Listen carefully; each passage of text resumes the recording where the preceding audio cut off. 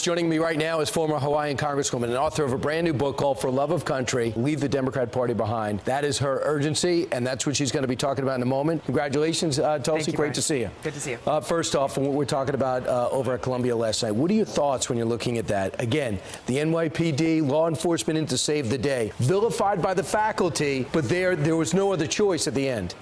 I mean, there's a few layers of issues here, Brian. Obviously, it is first and foremost maintaining the peace, law and order, enforcing the law as we're seeing our police officers do every single day. But the underlying issue that I hope everyone is paying attention to is the violence, anti-Semitism, and the pro-Hamas calls. You hear some of the calls that these kids are doing on these campuses saying, we hope October 7th happens 10,000 times over.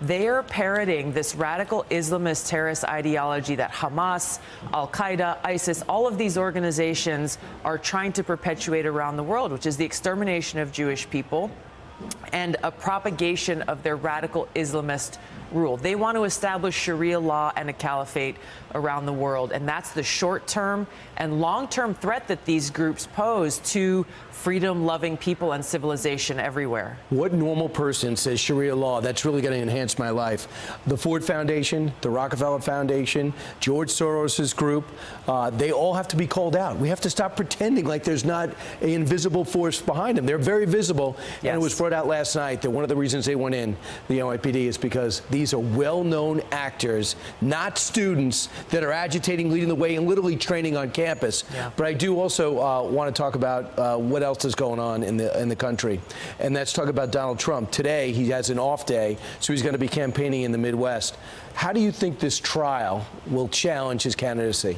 Lawfare and the use of the Department of Justice to go after Donald Trump, it is having the desired effect. They are trying to keep him tied up in a courtroom and off of the campaign trail, limiting his ability and his time to get out there. I think it's important and very good that he's going to states like Michigan, like Wisconsin, like Pennsylvania, not ceding any ground to the Democrat elite, recognizing and pointing out to people and saying that he will be the president for everyone. And that's really what we need right now. So let's talk about your book. You write Yes. for Love of Country. You've been working on this for a while. Just came out. In 2001. Yes. You you joined the Democratic Yes. Party. What was the party like then that attracted you? And what do you mean has changed? When I joined the Democratic Party, it was a party that stood for free speech. If you remember, the ACLU back in the day was willing to take a stand for free speech, even speech they disagreed with. It was a big open tent party that fought for the little guy.